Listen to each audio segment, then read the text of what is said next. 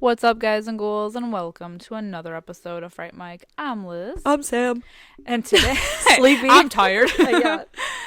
Today, we are continuing our found footage month, bringing you an underrated pick, Butterfly Kisses from 2018. Hell yeah. Hell yeah. I'm excited. I'm excited for this Hell movie. yeah. I feel like I mentioned it on one of our like yearly wrap-ups, and I was like, this movie is the best discovery of my life. It's not all that. I've calmed down a bit now, but I still really enjoy Slow this. your roll. I know. My boner, I'm sure you could hear it through the air. It's hitting the microphone. Yes. Well, this movie is also streaming on Tubi. It's for free. I think it's on YouTube as well. Oh, shit. Yeah. It was like The Tunnel. Yeah. Streaming everywhere for free. Well, look at us. Look at us just handing these out like Skittles. It's for free. I feel like it's actually goes along with the movie. The fact that it's so free. Exactly. Readily available. Exactly. Yeah, I'm really excited. I'm really excited to talk about this very like meta found footage. Mm-hmm. Found footage / mockumentary. Yeah, that's like a theme. Documentary. That's like a theme. I feel. I know. The past couple episodes. That's true. But I love when found footage just does something different, you know? Yeah. I just love it all. I think like no matter what, like I'll always love it. But it's so much fun when they do something different with it. I agree. You know, because a lot of people I think of it as it's always the same. Yeah. The shaky cam, the blah. And the fact that they're rolling even when there really isn't like a plausible reason for them to be rolling, which is always a big critique as well. Yeah. But I think when you make it in the style of a mockumentary, then it gives it a reason. Yeah. Already. I'm so sorry if you guys heard that. That was me adjusting my microphone. Sure. It's not a fart. Sure, Jan. Yeah, and it gives it a reason. And with this one, it's kind of we're jumping back and forth between like the found footage part of that and what this douchebag is working on. Yeah. This fucking guy. This fucking loser. He's the worst. I know. Oh, he's so fucking cringy. We'll talk about it because I'm gonna be bitching about him for a while. Right. Yeah. Well, let's just jump into the scores because I feel like I'm gonna rant. Yep. I'm gonna rant for a little bit. 5.9 out of 10 on IMDb. Now here's the thing. Uh-oh. About the Rotten Tomatoes score. There is none. It's so low. 100%. Really? Again. What? I know. Okay, like that's actually surprising. The Tunnel I could believe. I know, right? Because I was under the impression that like nobody really knew about this movie. Maybe it gained some traction since I first watched it. Because when we first watched it was like what, a couple of years ago? Yeah. Yeah. And nobody was talking about it. I know.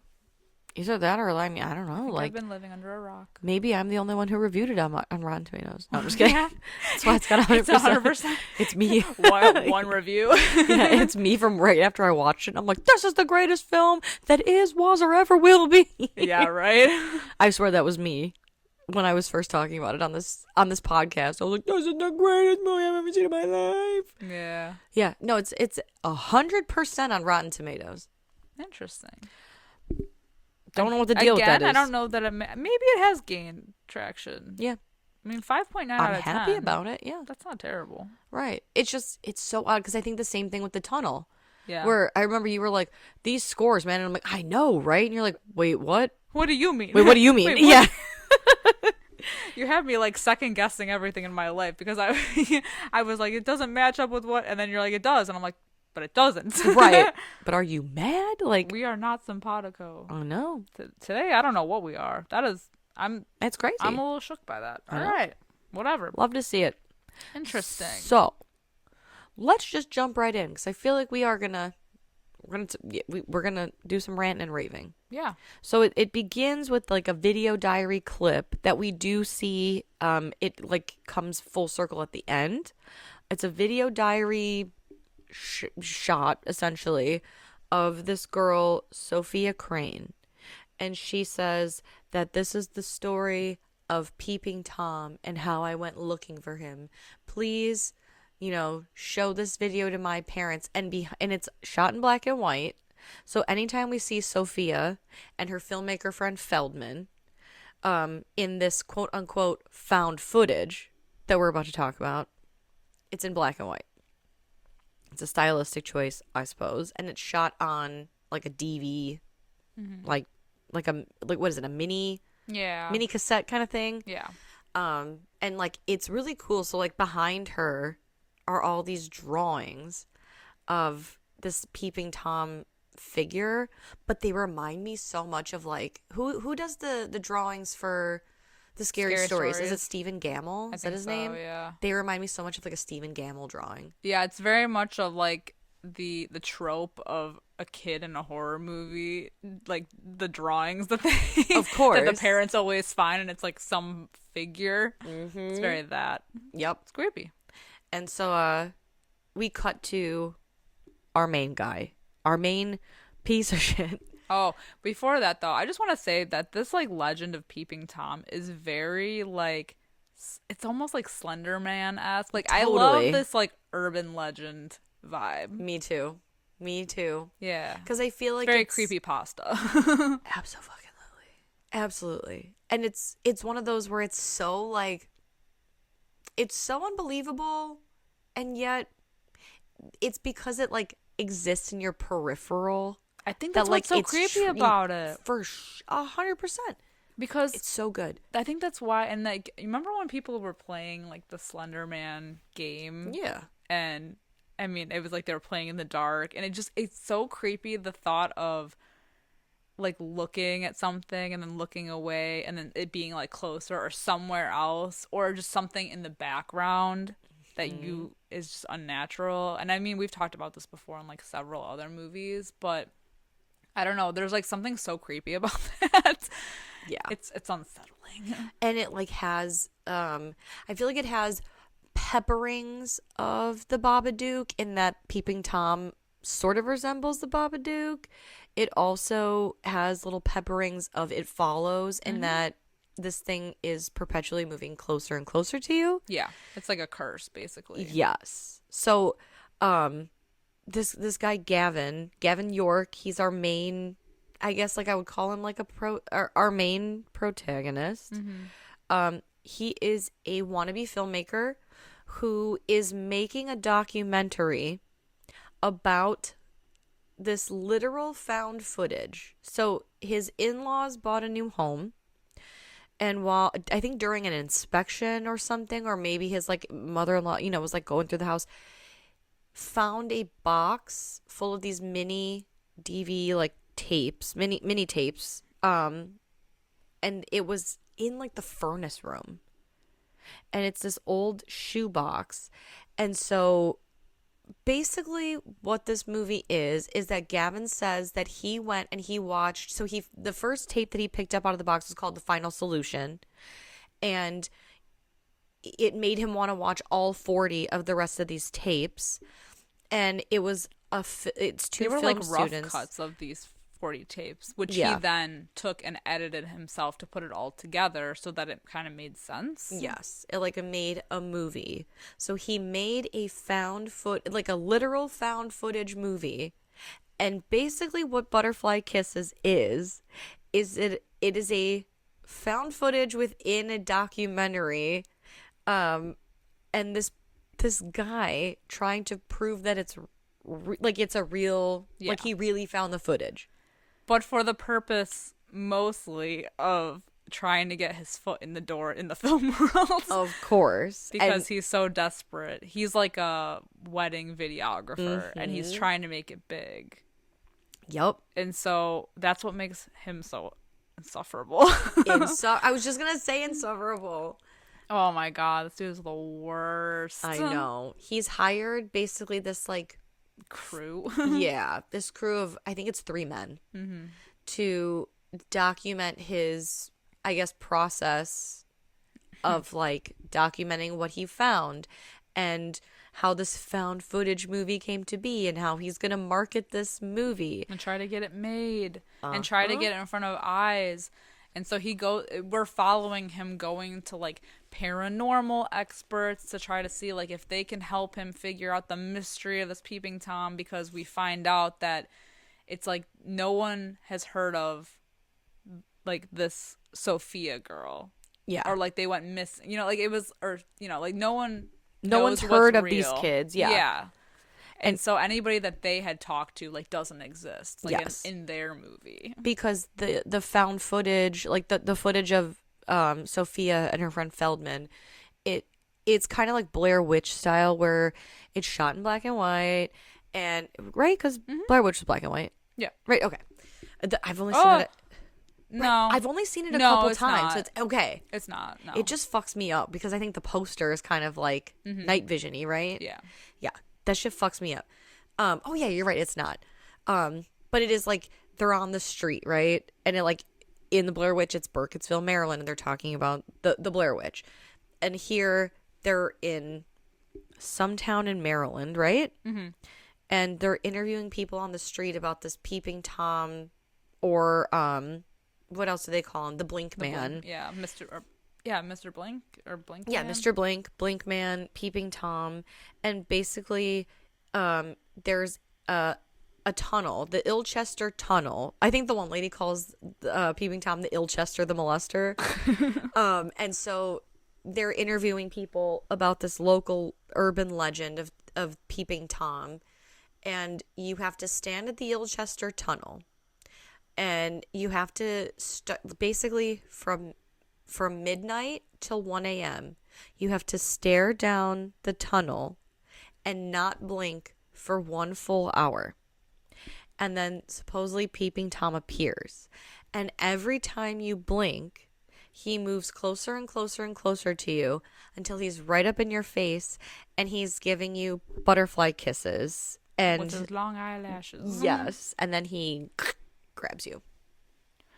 But the thing is that like they talk about this for a little bit, is that the fact that nobody can not blink for that long. Right. They bring a guy, like a kid in, and he lasts like 15 minutes. Yep. And they talk to like probably like an optometrist or something, somebody who's seemingly like an eye doctor of sorts. And he's like, yeah, I think probably the world record is 30-40 minutes. He's like, it's nearly impossible for someone to stare at one thing and not blink for that long. And they interview this guy who has like a folklore kind of show. He's like he has the author too of that book that's kind of like a paranormal, like a supernatural type book, but it's like not really a hit. Right. So he's not super well known. And so Gavin talks about how they like the students talk to this Dr. Wolf. He's like, I went to every school, every college in the area. No one's heard of this doctor. I can't find any proof that this teacher that they consult has ever existed. I can't find proof that these kids ever existed. He's like, I can't find anybody from this film. And there's no like chyrons or lower thirds to say like who these people are, where they're from. So it's all like a big mystery. And I think that's a big thing of this film that Gavin is making, is to try to prove any legitimacy that this film is more than just a student film. It's like an actual found footage type situation. Yeah. And not just like a passion project of students. But goddamn, does he get like obliterated by people in this whole movie, which is like a kind of a bummer because of like what we see, but also so satisfying because he's such a piece of shit. Yup.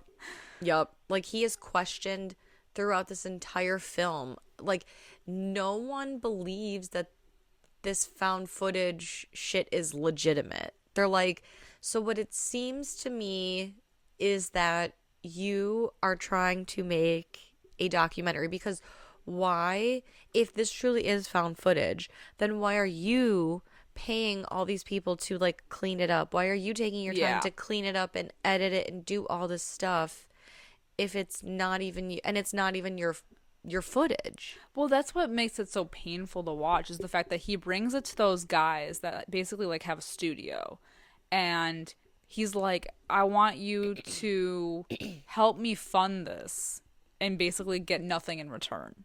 Yeah, and I love that because so we find out from Gavin's wife Amelia, who has like a couple interviews, that like it's wedding season right now, and he's so focused on this film that he's not giving weddings any time, and this is the time when he's making money, and how they do have financial issues, and she kind of secretly is borrowing money from her parents. And so when he goes to these like editors, I guess as you call them, and they're like, yeah, I mean, even for like indie films it's like 20 grand, and he's like, Yeah, he's looking for funding like everywhere. and it's just so, and he's like, so what I'm offering you It's is nothing. nothing except an opportunity to get it on the ground level. When I hear someone say that, it's like, oh, so Oh, you broke ass God. motherfucker. Like, But it's no. just so painful because they're like, respectfully, sir, no. Yeah, he's like, yeah, it'd be like 10 to 20 grand. And the only thing that is confusing to me about this is like they basically are like, no, go fuck yourself. But yet they continue to like kind of work with him on it. because Basically. because it comes up later in the film, the reason Gavin's wife divorces him, remember, there was a fund Right. for his son. And so he took it out of there. Yes. Oh, I So- didn't realize he gave it to them. Uh-huh. Okay. Yeah, Uh-huh. I think I missed that. Oh yeah, Yeah. that sucks. That sucks. Yeah. I was wondering because I was like, why are they were so adamant about like, no, like money, man. Yep. So like Yeah. this movie's gonna be kind of like hard to go like in sequential order. So I guess we'll just try our best, because like I think we should flip-flops. yeah, like the movie basically, because we are in theory documenting the found footage. We are constantly cutting back and forth between Gavin and his crew and Sophia and Feldman making this film. And an interview that Gavin is doing Yes. at the same time. Exactly. So basically what kicks this whole thing off is these students, they are trying to find somebody who can stare down this tunnel for an hour. They can't find anybody. Feldman is the one who comes up with this genius idea. He sets up the camera and he's like, well, the camera is going to act as our lens or our eye, and it's going to continuously shoot from midnight to 1, and we're going to see what it captures. And Sophia's like, I guess that does make sense. A lens is a little like an eye, and the shutter is kind of like a blink, So they try it one night, and 1 o'clock, or yeah, 1 a.m. rolls around, and she's like, don't stop shooting. Don't stop shooting. Do you see anything? Do you see anything? He gets aggravated after a few seconds. He shuts the camera off. And so we're thinking like, okay, it's all a hoax, until it's not. Until they get to the editing room. And they're watching, and they see, and it's very faint, but like 1 a.m. on the dot, you see something materialize from the ground. It's a good shot. It's a great shot. It's a great shot. They even like brighten it up or whatever, and they're like, holy shit, we fucking got it. Yeah. And it's amazing. And they take it to their professor. Yeah, because it's her student, her, what do they call it? Not a thesis. I guess so. It's sort of like a Yeah, like whatever. a It's class her project or yeah, whatever. it's her like senior project. Yeah. And the teacher, I mean, they basically have a camera in her face, so she's already like, man, fuck off. Yeah, she's like, I don't like being filmed. But she's like, oh, this is cute. Like, you put some kind of special effect on it. Like, that's not. And they're like, no, this is like legit. And she's like, not having any of it. Yep. She even asks, so like Feldman says, oh, hold on, the camera battery's about to die. He takes the camera, turns it away from Sophia and the teacher, and it pans over to the window where we see like the tops of some buildings, and the camera shuts off, and it turns back on, and we hear like a sound anomaly, and it shoots back over to the teacher, where she basically tells this Feldman kid to take a hike. And when she's speaking to Sophia privately, she says, Feldman, It's like a burnout. yeah, he's a terrible student. He's on his 7th year of his 5-year plan, basically. But he's a genius with the camera. How do you know? Because your hands weren't physically on that tape from the moment you stopped rolling to now. How do you know that he didn't fudge this? Basically. So we know that there's like a seed of doubt. Yeah, and it's planted like right then, because there's a couple of times where we're with just Sophia and she's talking about the fact that like she doesn't know if it's real, if none of it's real and it's like a hoax, and he is messing with her, or like what it is. So she's, in a way, even though this was her idea, she's kind of with us, like as the audience, because we are also like, well, what's going on? Right. What's the tea? Yeah. And shortly after this scene, we see Sophia going to Feldman's house, and he's like, look, we got something. We got something here. And they start reviewing all of the footage, because there's a lot of shots of them just like talking. Yeah, like they're at a cafe, they're driving, they're doing all these things. And Feldman's like, we got something. And each clip, there's this like audio anomaly. And it kind of sounds like I don't even know how you would like how to describe, like a scratchy noise. Yeah. And he points out like, look what happens when I turn the camera on. Like it's right here. It's on the top of the building. It's over here. It's like the shadow of a man, a figure. And it looks like every time he's getting a little bit closer, and they kind of realize like, oh my God, every time the camera shuts off, it's like an eye blinking. Yeah. And he's getting closer and closer. And yeah, Sophia expresses her doubt, because she's like, he is the one that's pointing this out. And this, it could be a prank. Right. And we even see Feldman recording a blink test. And the blink test is being questioned by these people that Gavin's interviewing. So, like, audio visual specialists and film editors and things like that. And somebody points out, well, this blink test is so wild because it does show a figure getting closer and closer. However, every time there's a new cut or a new blink, Gavin steps in front of the camera. Yeah. And then when he moves, the figure's behind him. And the guy points out, it's just crazy that in every shot, Gavin starts the camera when he's in front of it. He's like, but the button is behind the camera. Mm-hmm. So why wouldn't you just stand behind the camera? Exactly. Like, it works too conveniently. Yeah, I feel like he talks to a lot of editors who like have their input, because it's like, well, what about this? He could have fudged this. Blah, blah, blah. They shot it in black and white. That's real convenient, because that's, if you're gonna put a special effect, and that's a great way to cover it up. Exactly. It's a stylistic choice. Yeah. Even these like figures where like a car drives by and then it disappears. Like, that's a really easy way to like fake a ghost. Yeah, manipulate the image. And like, I think even in the cafe scene, if you notice, right before the character or like the peeping Tom figure appears, because the camera is on Sophia, and then all of a sudden a guy riding a bike goes behind her, and the peeping Tom figure appears, and then another guy goes jogging by, and all of this motion is to draw your eye back there, and he's gone when that jogger drives by. So it's like, it's all these like visual things where like your eye, because it's drawn to motion, is going to look back there. So it's like, well, is this legit or is this not? Well, yeah, and there's a few times where they're like, he's filming Sophia, and it's in the cafe. He's like, well, he could be anywhere, and so she's like turning around and looking. So like, it's almost like, it's kind of like it follows in the way where we are also kind of looking in the background, like we're waiting, because after they do that playback footage where you see him kind of following them, essentially, you're also like, okay, well, now where's he gonna pop up next? Because he's gonna be closer, and it's creepy. Exactly. And it's creepier. Exactly. And then there's like, Gavin finds the one guy that they interview, Yeah. in the found Which footage. is like a huge thing because it's the first person that he found from their tapes who actually exists. Yep. So it's a huge deal. But the way that he like verbally harasses this man, Yes. goddamn. I'm like, what are you doing, dude? It's You're so sabotaging yourself because he's like, well, he's hiding something from me because, clearly he is. Like, he's like dancing around my questions, blah, blah, blah. And I'm like, I know.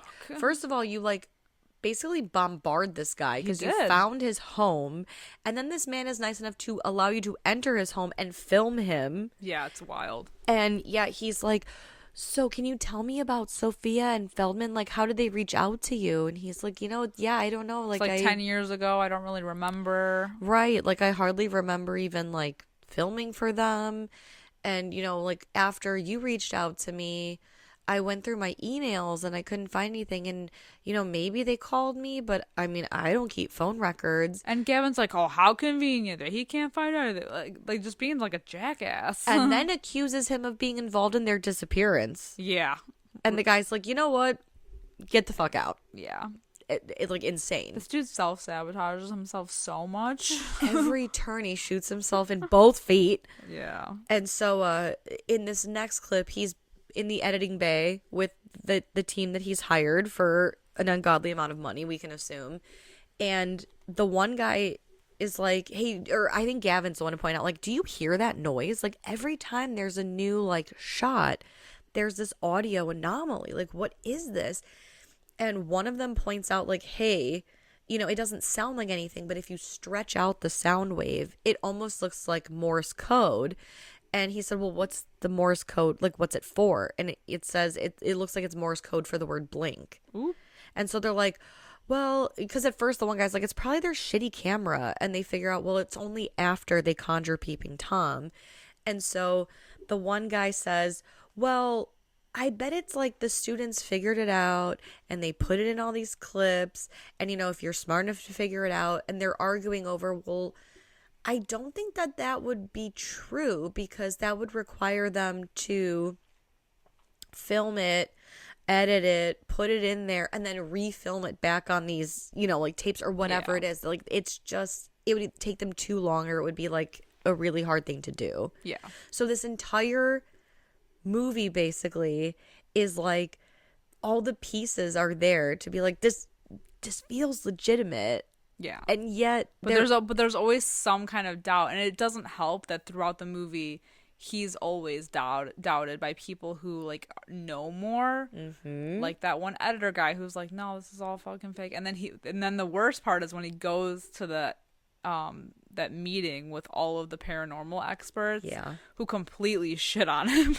Just completely take a shit on him, and they're like, this looks fake, this looks like trash, we're not and we're not going on this like ghost ghost chase for it with you, like it's a waste of time, like we need more than just this, you have any other kind of proof? And like he doesn't have anything, and they completely just obliterate him. It's awful. And then to make matters even worse, I guess there are two things that really work against him after he meets with the paranormal people. Number one being the director of the documentary, I guess we'll say, I think his name's Eric. He says, can you tell me about this project? And I think it was letters to my dead friends or something to my dead friends or whatever. Was it portraits of dead friends? Yeah. And he's like, well, I feel like that's not relevant to the story. And we find out that, so Gavin did splice all of the footage together, but because there's 40 tapes of just raw footage, there's stuff that he left out. And it turns out that something he left out works against the legitimacy of this film, being that in one of their projects, they were making this I guess, documentary, and one of the people that they interviewed didn't want to be filmed, so they faked it. Yeah, they like hired an actor. But Gavin didn't want to include that in there because it, like you said, has nothing to do with Peeping Tom, and it's just does, further proof that Sophia and Feldman have like kind of faked stuff before. Right. So they're like, well, it seems really suspicious that you would have left this out. And he's like, well, it has nothing to do with this. But it also, like, has proves everything to do with it. Exactly.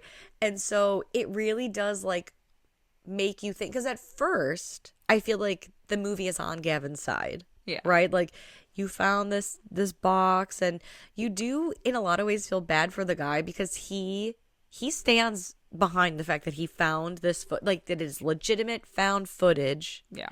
And he is making it's like this a passion movie. project. He's like, I'm a filmmaker, so I'm just going to continue on the work of this filmmaker. But then it's like as things slowly unravel, you just realize how like slimy this guy is. He's like horrible to his family. Like, just the worst. It is truly the worst. And he goes on a radio show, which is sort of a setup, in a way, because Gavin's like, you know what I'm gonna do? I'm gonna put this movie. I created a website, so it was like butterflykissesmovie.com or whatever, and he says I'm gonna put it up for 24 hours. Yeah, it's gonna go from midnight to like 1 a.m. essentially, and anyone can watch it for free.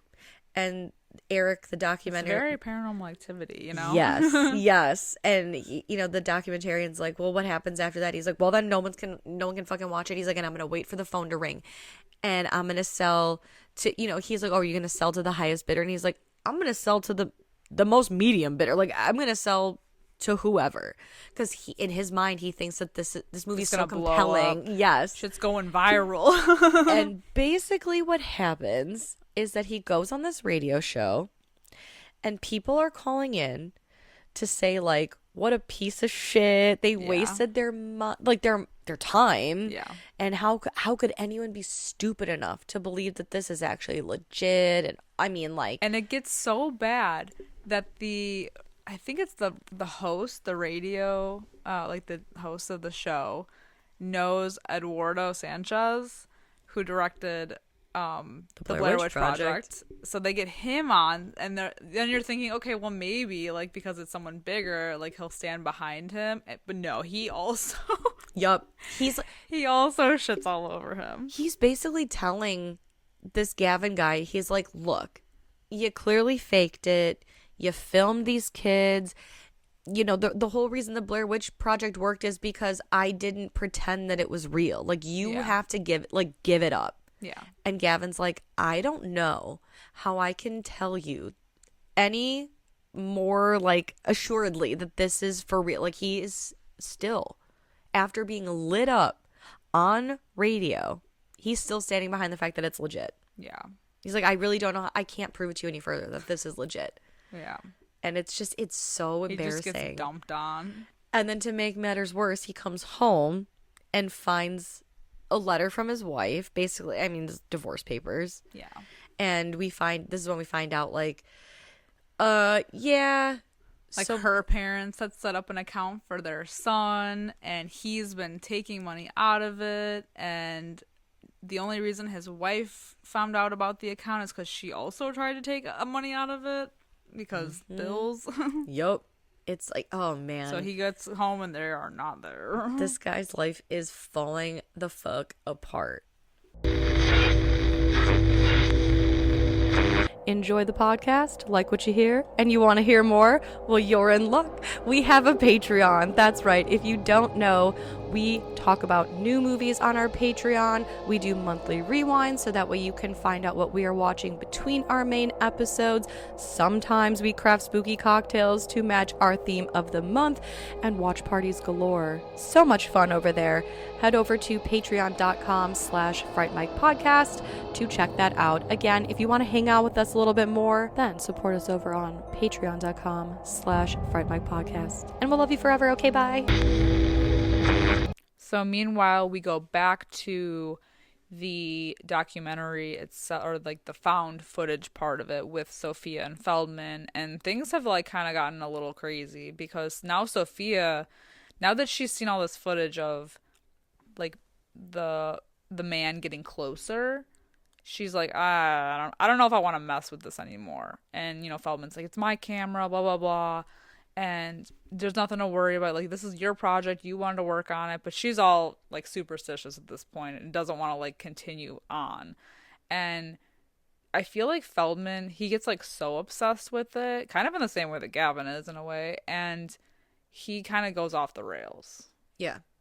because she finds his diary where he has like drawings of the Mr. Blink or the Blink Man or whatever, and you can see that he's kind of just like spiraling. Right, well, and because there's the seed of doubt as to whether or not he's manipulating the footage. She thinks, well, is this concept art, or what is he doing? Because along with the portraits of dead friends, discussion, they also have on camera Gavin saying something, like, well, or not Gavin, Feldman saying, well, if we don't get the shot, there are ways of getting the shot. Yeah. And she's like, what are you talking about? Like, right. Visual effects. And he's like, something like that. So again, it's playing into this whole, like, is it legitimate or is it not? Yeah. And we do see some clips of Feldman, like the one where it's him sleeping on the couch. Yeah. And there's a small mirror hanging on the wall above where he's sleeping. And we see this peeping Tom figure in the mirror. Yeah. And when he awakens and he sits up, the figure is gone. Mm-hmm. And Sophia goes to his house to collect the tapes. And when she shows up, he's looking like shit. Oh, yeah. He's scratched up his face. Because he keeps saying, like, it keeps tickling my face. The whole eyelash thing. Yeah. The butterfly kisses. But he says, it itches. Yeah. And she says, what? And he goes, I thought it would tickle the lashes. Oh, that's right. But yeah. it itches. It's sick. It's gross. It's weird. Because he's really there. He's I really know. close.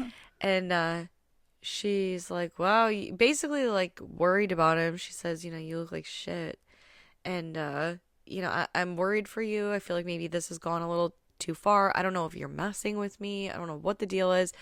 And he basically says something to the effect of, you think I'm doing this? The camera is not filming because I turned the camera on. He turned the camera on because every time it turns on, he gets closer to me. He goes, he knew you were coming. And that's how I knew you were coming, because he turned the like it's this creepy, weird, paranoid shit. And she just like runs out of the house. Yeah. And he says, well, you've got the tapes now, so hopefully you win another award. Because another thing we learned through this Portraits of Dead Friends thing is that maybe Feldman's upset and is playing a prank on Sophia because she won an award for that film, and he didn't. He did not. So maybe.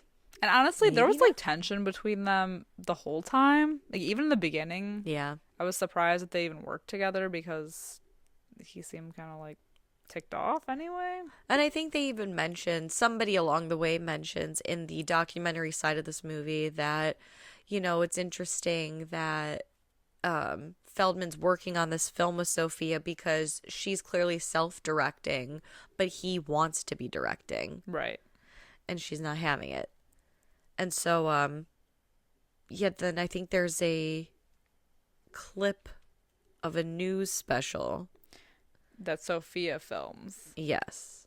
And no, in the documentary portion, there's like what would you call it? Like a headline. Yeah. Just saying like, student found dead due to mysterious circumstances or something like that. No, I mean like the when they put like text on the screen, like an update. Oh yeah. Where they're like the following was recorded by Sophia supposedly of like a news special.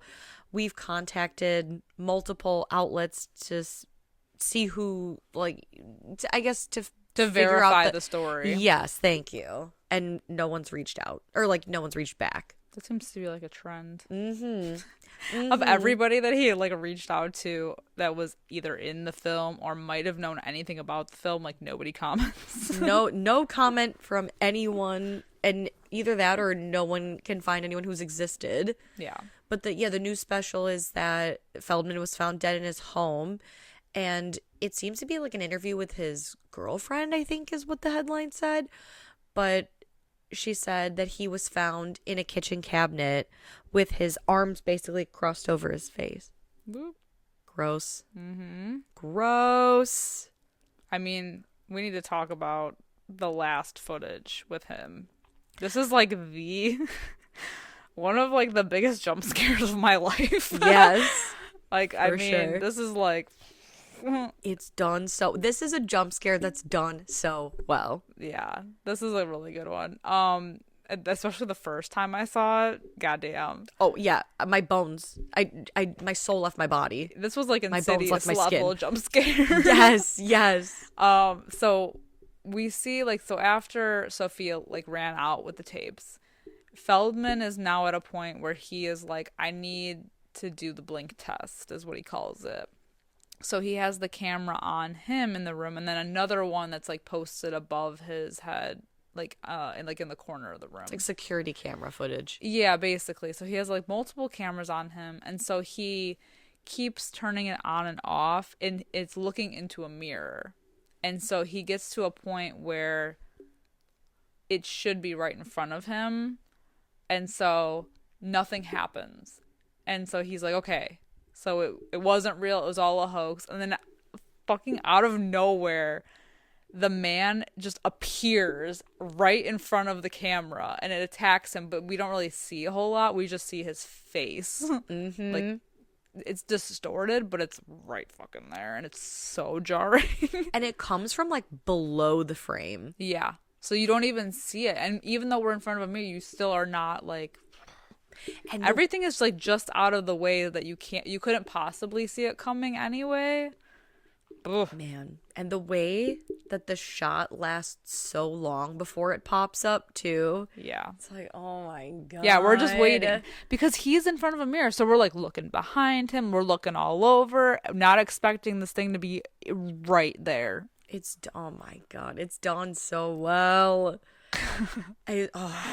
Shook. I think the first time I watched this, I think I let 2 squirts of pee out. Like Yeah, that's how, literally. yeah. I was like, oh my god. Even watching it again, like I knew it was coming, but I still was like, oh, the timing of it.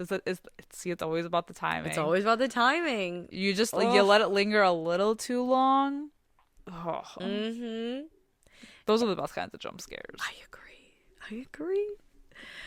So after this, we are back with the editors who find, I guess they call it an anomaly in the eye. So again, because this peeping Tom figure comes from below the frame up into the frame, and so quickly, it's very fast and blurry. But the guy says, there's like an anomaly that we found in what seems to be the eye of this figure.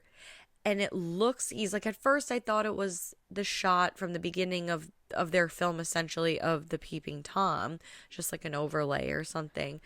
Then I realized that it's slightly different. It almost looks like it's from his perspective, what he was seeing from his end of the tunnel.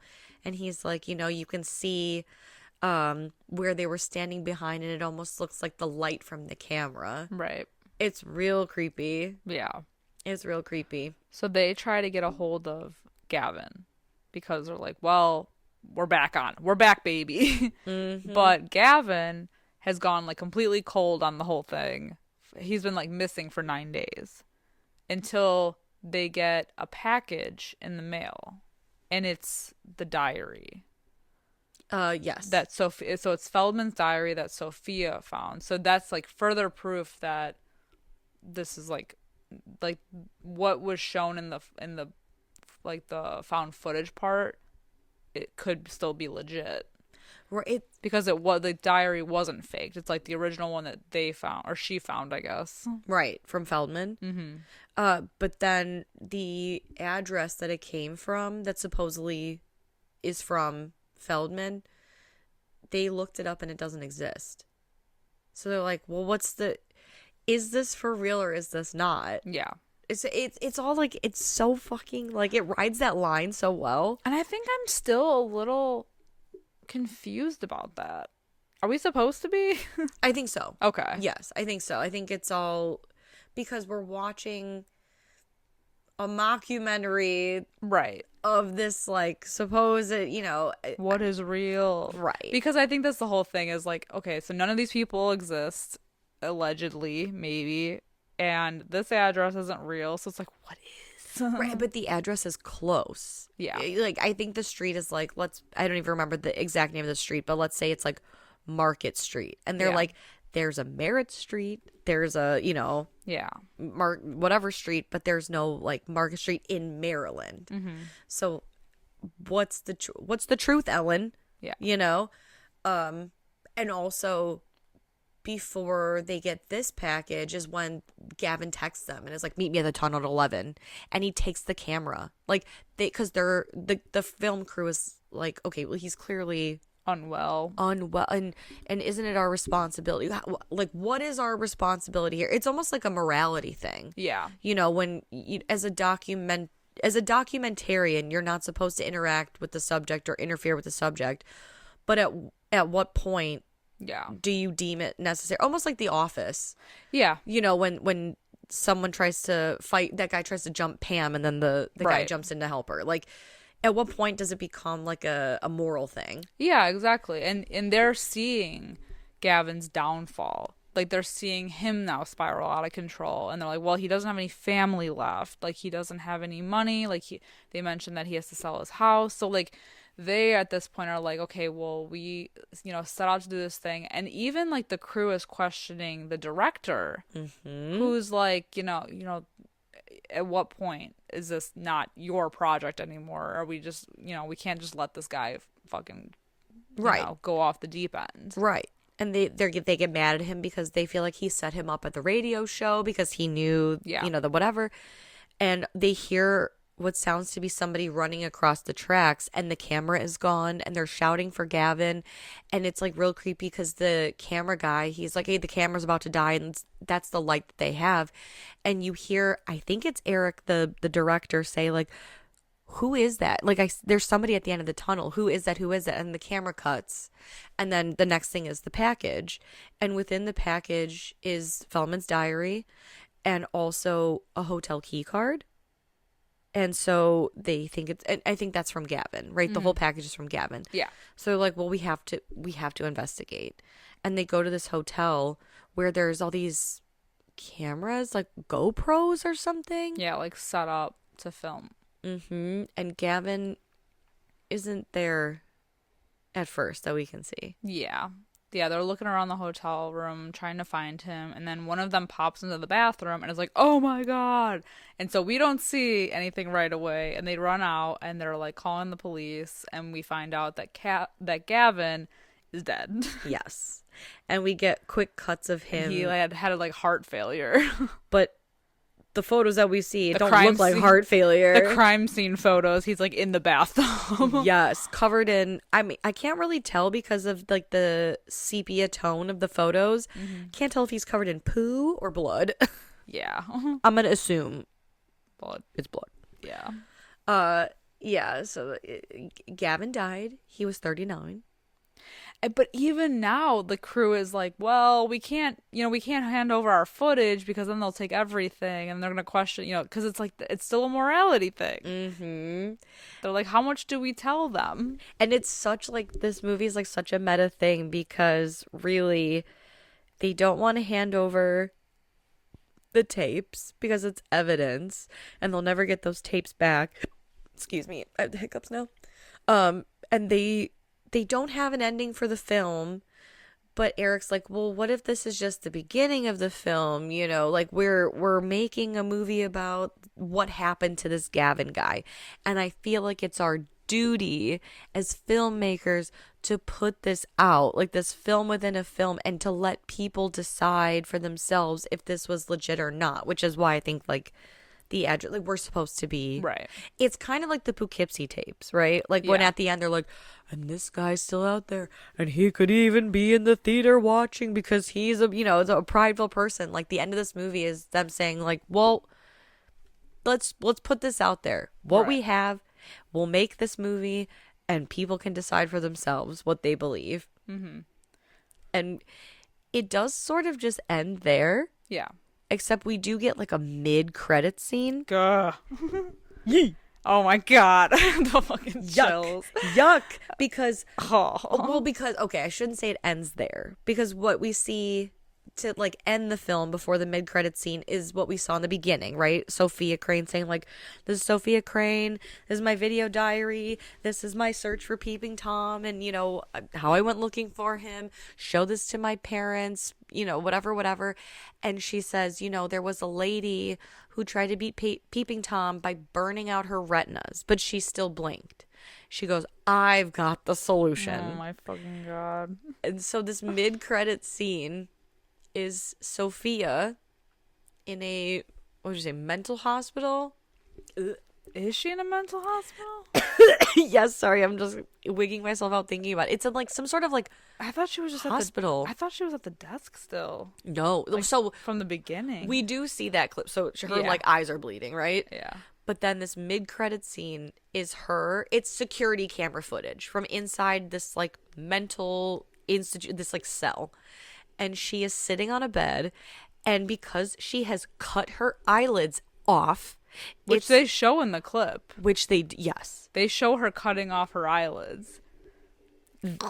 This scene is her with these like almost milky looking eyes because they're like dried out, and she is sitting, and it's almost like she's staring directly into the lens of the camera, and she's got this eerie smile on her face, and it looks like she's like reaching out in front of her and caressing almost like a face, and then you just hear her go, butterfly kisses. Okay. And then I feel like that guy from TikTok that's like, "Ayo."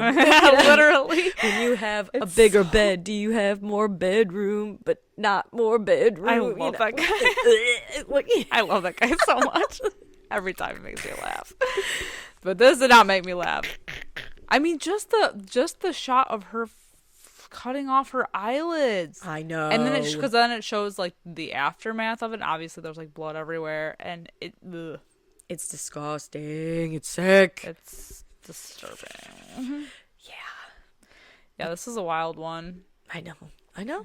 Mm. And like it's been a part of my life for so long now that I don't even remember how or why I discovered this.